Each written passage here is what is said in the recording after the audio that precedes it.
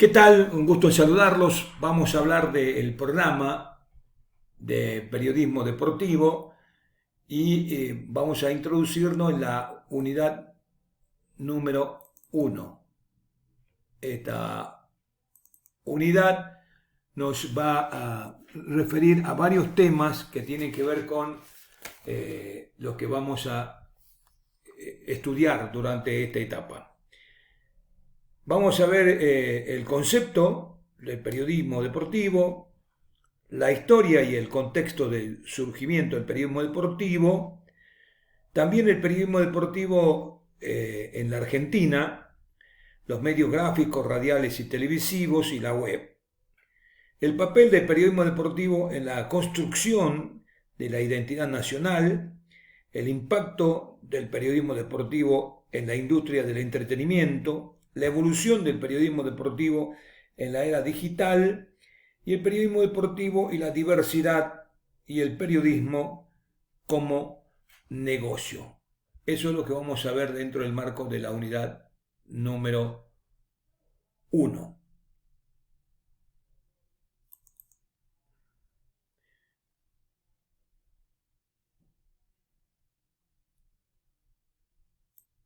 Bien, los primeros indicios del periodismo deportivo estaban en los Juegos Olímpicos de Londres. Ahí empieza la anotación de la información respecto de los deportes que se estaban desarrollando en los Juegos Olímpicos en Londres. Ahí podemos decir que inicia el periodismo deportivo internacional dentro del marco del contexto mundial. El contexto son los Juegos Olímpicos.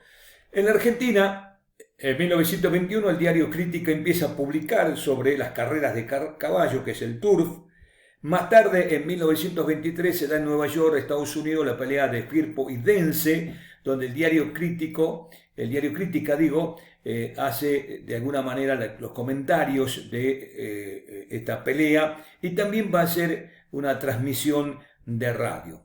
Se dice que el primer periodista deportivo fue Pablo Roja Paz, oriundo de Tucumán, que escribía en el diario Crítica como el negro de la tribuna. Ya para 1925 se cubre una gira por Europa a partir de la presencia de Hugo Marini, quien es el enviado especial de este diario para la participación de Boca. En 1932 aparece el primer suplemento deportivo ya con distintos deportes en lo que es el diario.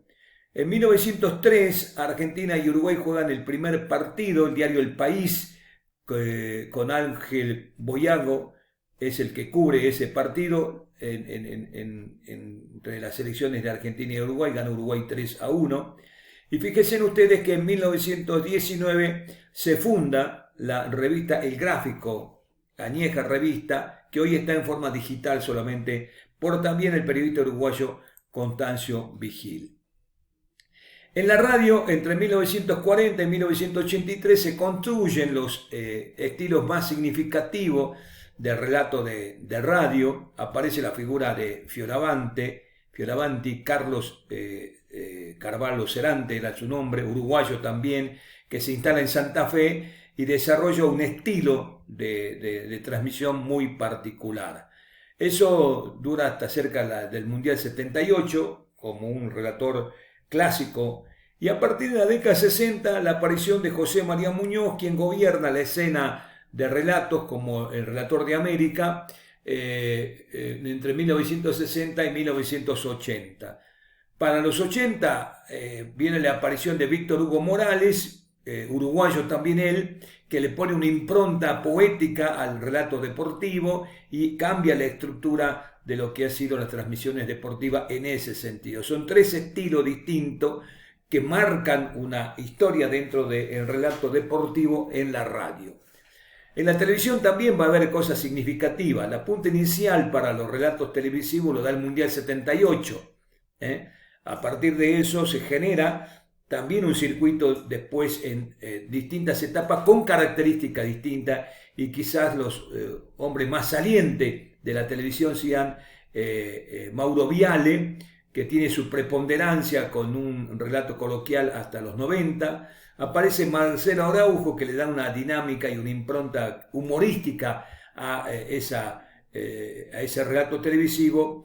Más tarde, Walter Nelson, que genera una expectativa muy grande y tiene un relato asociado al juego, absolutamente, y pasa de Walter Nelson a Mariano Clos, que pone el acento en lo que significa la reglamentación del fútbol. Es un relator reglamentarista en ese aspecto. Y podemos citar también en la era de los comentaristas la relevancia, la importancia que han tenido Julio Ricardo, Enrique Macaya Márquez y Quique Ward en la televisión, que han sido tres comentaristas muy significativos con sus propios estilos para la época. El periodismo deportivo y la identidad nacional. ¿Qué es la identidad nacional? Son los rasgos característicos culturales que permanecen en el tiempo y son transmitidos de generación en generación, aunque hay otras definiciones también de lo que significa la identidad nacional. Yo pertenezco a, ¿no? Y en esa construcción de la identidad nacional que aparece en el siglo XVI y XVII con la construcción en Europa de las naciones, termina la época del feudalismo y aparece la época de la construcción de las naciones como la vemos ahora, los franceses, los ingleses, los españoles. Es la construcción del Estado-nación.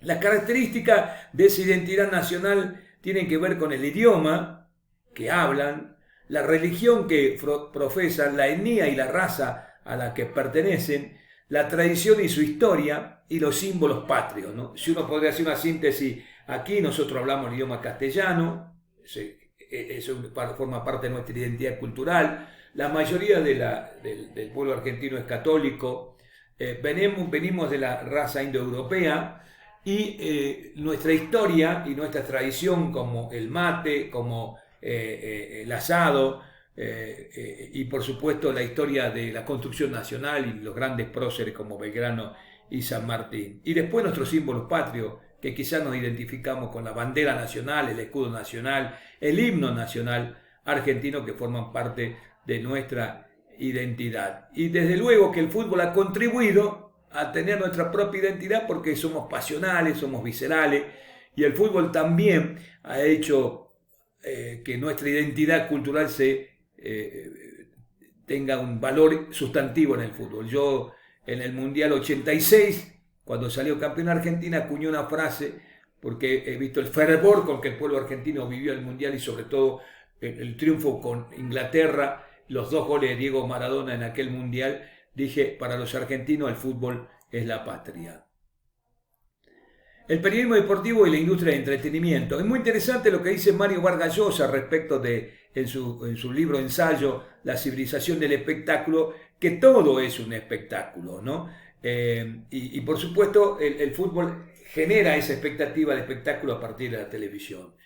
Y tenemos que aclarar qué son el show business. El show business porque forma parte del periodismo deportivo de entretenimiento, la industria del entretenimiento. La principal actividad económica es la producción de cultura con un final lucrativo. Y podemos nombrar como la industria de entretenimiento 2 grandes escenarios. Uno en 1920, que es la radio, que fundamentalmente entretenía, y la televisión en 1950. Y quizás el cine, hasta el día de hoy, sea el entretenimiento de masa. Más tarde, la revolución tecnológica del siglo XXI aceleró la industria de forma muy vertiginosa. La industria fue verdaderamente capaz de llegar a todos los sectores sociales y a todas las edades para provocar un gran siglo y una gran civilización del entretenimiento. Dice Vargas Llosa en ese libro que todo es para divertirse y todo es para entretenerse. Dentro de eso tenemos la evolución tecnológica. La evolución tecnológica es muy interesante porque ha sido muy rápida en la construcción desde el funcionamiento del primer sistema inalámbrico mundial en 1930 y 34. Otto Basch generó el almacenamiento de datos por primera vez. En 1960 J.C. Linkler popularizó la idea de un de las computadoras, ¿no? Y la comunicación dentro de unos paquetes. Para 1973 se realiza la primera comunicación desde un celular. Motorola anuncia su Dynatax 8000 y a partir de ahí la primera comunicación la realiza Martin Cooper. Nokia en Finlandia, en la Argentina Movicon en 1989 y la aparición después de Steve que crea Samsung y se convierte en la competencia de los iPhone. Los entretenimientos.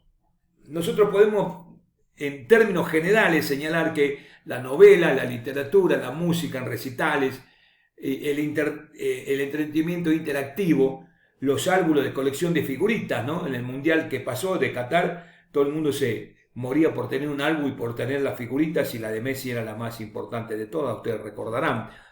Y a fines del siglo XIX, los viajes de turismo por internet también forman parte del entretenimiento de la sociedad, lo toma el turismo como un entretenimiento. Y en el siglo XXI, las redes sociales y las plataformas de streaming están dedicadas. Y sobre todo esto se dio con mayor preponderancia durante la pandemia, donde la gente no podía salir y la cultura del entretenimiento estuvo en las redes sociales y en los streaming. Bueno, el entretenimiento en el fútbol ya sabemos, ¿no? Hemos dicho recién los álbumes de figuritas, los concursos de sorteo de camisetas, de botines, de entrada para la cancha, los juegos de PlayStation, armando los equipos de las distintas ligas, de la Bundesliga, de la Premier League, de la Soccer League, y finalmente, en último tiempo, el mundo de las apuestas, tan controversial, por supuesto, para el deporte y particularmente para el fútbol. Vamos a ver la evolución del periodismo en la era digital, la web y el TikTok. Pasa así, ¿no? Casi velozmente desde la página web a TikTok.